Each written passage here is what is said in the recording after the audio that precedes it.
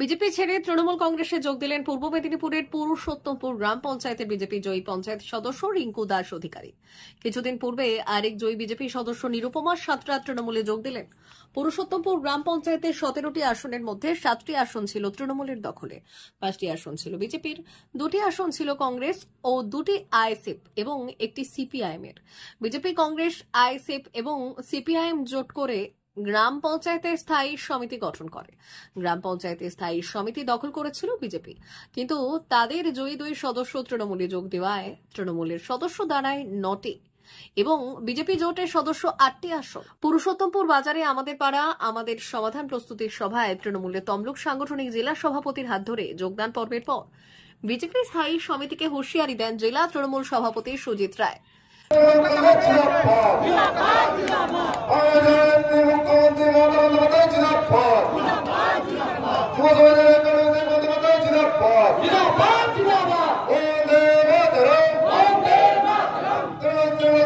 দিদির আদর্শে অনুপ্রাণিত হয়ে যোগদান করি।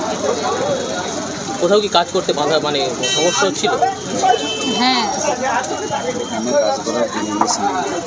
ওখানে কোনো কাজ করার মানে পরিবেশ কোনো পাত্তাই দিতে হবে। আপনি কোথা থেকে নির্বাচিত হচ্ছেন?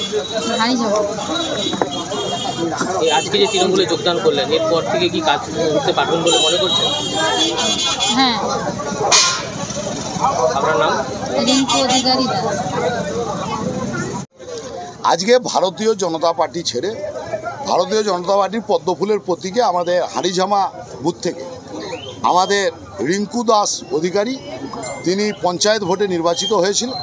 তিনি আজকে ভারতীয় জনতা পার্টি ছেড়ে তৃণমূল কংগ্রেসে যোগদান করেছেন। কয়েকদিন আগে এই গ্রাম পঞ্চায়েতে নিরুপমা সাঁতরা এই পুরুষোত্তমপুর গ্রাম থেকে নির্বাচিত হয়েছিল। তিনিও ভারতীয় জনতা পার্টির প্রতীকে নির্বাচিত হয়েছিলেন। ভারতীয় জনতা পার্টি ছেড়ে তৃণমূল কংগ্রেসে যোগদান করেছে। আমাদের এখানে 17টা সিটের মধ্যে 7টা সিট তৃণমূল কংগ্রেসের প্রতীকে নির্বাচিত ছিল, 5টা সিট ভারতীয় জনতা পার্টির পদ্মফুলের প্রতীকে নির্বাচিত ছিল। 2খানা সিট জাতীয় কংগ্রেস জিতেছে, 2টো আইএসএফ নির্বাচিত হয়েছে নির্দল হিসাবে, আর 1টা সিট বামপন্থীরা নির্বাচিত হয়েছে। তো আমরা 17টা সিটের মধ্যে রিঙ্কু দেবী এবং আমাদের নিরুপমা দেবী আসার ফলে আমরা 9 জন আমরা পঞ্চায়েত সদস্য হলো। এবং এখানকার স্থায়ী সমিতি গঠনের সময় ভারতীয় জনতা পার্টি তারা স্থায়ী সমিতি গঠন করেছিল। গ্রাম পঞ্চায়েতের স্থায়ী সমিতি ভারতীয় জনতা পার্টির দখলে ছিল। তো সেই ক্ষেত্রে আমরা আজকে তাদেরকে টাইম বেঁধে দিয়েছি। রবিবারের মধ্যে যদি ভারতীয় জনতা পার্টির পঞ্চায়েত সদস্যরা থেকে তারা মেম্বার যারা আছেন, যারা স্থায়ী সমিতিতে আছেন, তারা যদি পদত্যাগ না করে আমরা সোমবার অনাস্থা রাখব। আগামী 1 মাসের মধ্যে ঘাড় ধাক্কা দিয়ে তৃণমূল কংগ্রেসের নির্বাচিত যারা মেম্বার তারা আগামী দিনের সঞ্চালক হবেন। তারা সেই সঞ্চালক তৃণমূল কংগ্রেসের হবে। ভারতীয় জনতা পার্টি মুক্ত তৃণমূল কংগ্রেসের গ্রাম পঞ্চায়েত চলবে পুরুষোত্তম। সুজিত রায়, সভাপতি, তমলুক সাংগঠনিক জেলা তৃণমূল কংগ্রেস। পুরুষোত্তমপুর গ্রাম পঞ্চায়েতের হাড়িজামা সেখানে আজকে পঞ্চায়েত সদস্য, তিনি আজকে তৃণমূল কংগ্রেসে যোগদান করলেন, কি বলবেন বিষয়ে? দেখুন, ভারতীয় জনতা পার্টি একটি রাষ্ট্রবাদী দল। এই দলটা করতে গেলে দম লাগে এবং এই দলটি নীতি নিষ্ঠার সহিত আছে বলেই আজকে বিশ্বের বৃহত্তম দল হয়েছে এবং ভারতবর্ষের শাসন ক্ষমতা রয়েছে। যিনারা আজকে এই দল থেকে ও দলে যাচ্ছেন তারা ভারতীয় জনতা পার্টির নীতি আদর্শে সঙ্গে খাপ খাওয়াতে পারছে না। আর তার থেকে সর্বোপরি তৃণমূলের যে সমস্ত নেতাদের উন্নতি দেখছে, যে সাইকেল চালাতো সে হচ্ছে মোটরসাইকেল চালাচ্ছে, যে মোটরসাইকেল চালাতো সে মার্সিডিজ চালাচ্ছে, সেই সমস্ত দেখে লোভের বাতাবরণ সৃষ্টি হয়েছে বা লোভের হয়েছে, সেই জন্য গেছে ওখানে। এতে ভারতীয় জনতা পার্টি কিছু যায় আসে না। এইসব চলে গেলেও আমরা আগামী বিধানসভা নির্বাচনে ভালো ফল করব। তার প্রমাণস্বরূপ 24-এর লোকসভা নির্বাচনে আমরা এই বিধানসভা লিড করে দেখিয়ে দিয়েছি। কারণ এখানকার পাঁশকুড়ার প্রত্যেকটি মানুষ রাষ্ট্রবাদী মুসলিম থেকে আরম্ভ করে সবাই ভারতীয় জনতা পার্টির প্রতি আস্থা রাখছে। ওই পঞ্চায়েত সদস্য অভিযোগ করছেন যে তিনি দীর্ঘদিন ধরে বিজেপিতে থাকাকালীন কাজ করতে পারছেন না, তাই বাধ্য হয়ে আজকে তৃণমূল কংগ্রেস। দেখুন, আমরা পশ্চিমবঙ্গে এখনও পর্যন্ত বিরোধীতে রয়েছি। ওই পঞ্চায়েত মেম্বারের সাধারণতম কমন সেন্স নেই যে বিরোধীতে থাকলে শাসক দল কীভাবে তাদের উপর ব্যবহার করে। পশ্চিমবঙ্গের আবার শাসক দল তো বললেই তো বলে কথা নেই, যেখানে তৃণমূল তো বিরোধীদেরকে সবসময় কণ্ঠ চেপে ধরে রাখে, সেখানে কাজ তো দেওয়া তো দূরের কথা।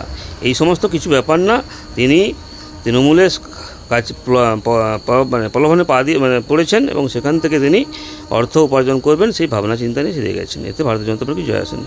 স্থায়ী সমিতি আপনাদের হাত থেকে চলে গেল। দেখুন, ওই পুরুষোত্তমপুর যে অঞ্চলটি, এটা জগাখিচুড়ি অঞ্চল, যেখানে তোমার তৃণমূল 7টা, বিজেপি 5টা, নির্দল 1টা, আইএসএফ 2টা, সেখানে হচ্ছে কংগ্রেস 2টা এবং জগাখিচুড়ি বলে এখানে বোর্ড। সেখানে কে সঞ্চালক আছে, কে কর্মাধ্যক্ষ আছে, তার কোনো ঠিক ঠিকানা নেই। তো সেখানে কী হবে না হবে তার কোনো বলা যাচ্ছে না। জেলা সভাপতি দাবি করছেন যে আগামী সোমবারের মধ্যে যদি ওই সমস্ত পঞ্চায়েত সদস্যরা তারা স্বাক্ষর না করে ওখান থেকে বেরিয়ে আসে, সেক্ষেত্রে তাদেরকে ব্যবস্থা নিয়ে তাদেরকে বের করা হবে। দেখুন, 7টা পেয়েছে তৃণমূল 17টার মধ্যে, তাদের প্রধান, তাদের আবার হচ্ছে সঞ্চালক বোর্ড হচ্ছে কিছু বিজেপির, কিছু কংগ্রেসের, কিছু আইএসএফের, ঠিক আছে। এগুলো হচ্ছে প্ল্যানিং করে মেম্বারদেরকে প্রলোভন দিয়ে, টোপ দিয়ে তাদেরকে তৃণমূল দলে জয়েন করাতে হচ্ছে।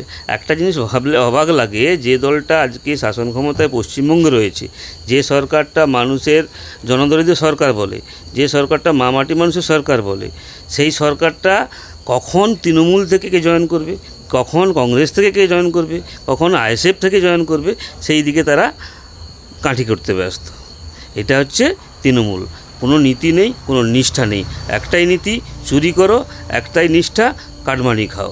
আর ভারতীয় জনতা পার্টি বিশ্বের সর্ববৃহৎ দল, নীতি নিষ্ঠা রাজনীতি করে, পঞ্চনীতিতে বিশ্বাস করে। আমার নাম অলোক কুমার দোলই, জেলা পরিষদ সদস্য, পূর্ব মেদিনীপুর।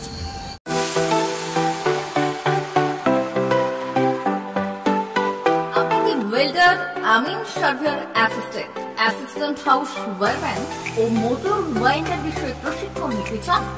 আপনাদের জন্য পশ্চিমবঙ্গ সরকার কারিগরি শিক্ষা বিভাগের অনুমোদনপ্রাপ্ত প্রতিষ্ঠানে প্রশিক্ষণ নেওয়ার সুবর্ণ সুযোগ। সৌনাভ ট্রেনিং সেন্টার আপনাদের সামনে সেই সুযোগ এনে দিচ্ছে। সৌনাভ ট্রেনিং সেন্টার, টাকলা, খুশি, নারায়ণগড়। এখানে রাজ্য সরকারের কারিগরি দপ্তরের অনুমোদনে কোর্সগুলোর প্রশিক্ষণ দেওয়া হচ্ছে। ভর্তি চলছে।